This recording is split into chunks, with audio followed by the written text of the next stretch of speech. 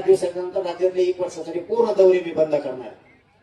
1 वर्ष तुम्हाला जसं आरक्षण दिलं इथून पाठीमागं ते आयुष्याचं झालं चंद्रसूर्य. कारण खूप त्रास होते लोकांना. गोरगरिबाला मुंबई पुण्याला अडचण आली तर मदतीला जायला कुणी नाही. तुमचा कुणी पाहुणा मराठवाड्यात पश्चिम महाराष्ट्रात असेल त्याच्या मदतीला जायला कुणी नाही. मुलाला मुलीला शिकताना शाळेत अडचण आली तर ताबडतोब मदतीला जायला कुणी नाही. आपण आता मी समाजाला सांगितले या 4-5 दिवसानंतर राज्यातले 1 वर्षासाठी पूर्ण दौरे मी बंद करणार. 1 वर्ष तुम्हाला जसं आरक्षण दिलं इथून पाठीमागं ते आयुष्याचं झालं चंद्रसूर्य आहे तोपर्यंत टेन्शन नाही. तशी एक तुम्हाला ना आयुष्यभरासाठी एक यंत्रणा उभी करून ठेवतात.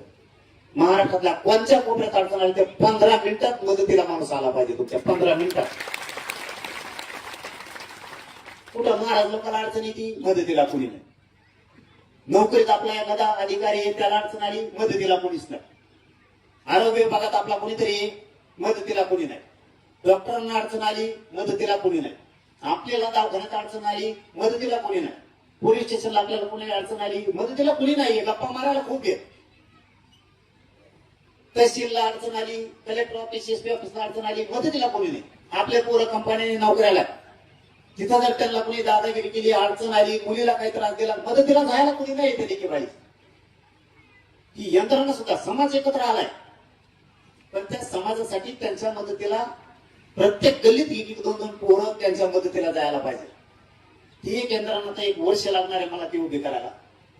ती उभं करायसाठी सुद्धा मला 1 वर्ष आता तुम्ही मोठ्या मनानं मोकळे सोडा. कोणाच्या लग्नाला आलो नाही सप्त्याला आलो नाही तर घुसू नका गाड्या. आपल्या आशय घुसत येत ना. बरं आता सगळ्यांनाच वाटतं राज्यात मी आलो पाहिजे. शक्य आहे का? तर ते लग्नावाले तिथं मांडी घालून पडले 2 पायावर.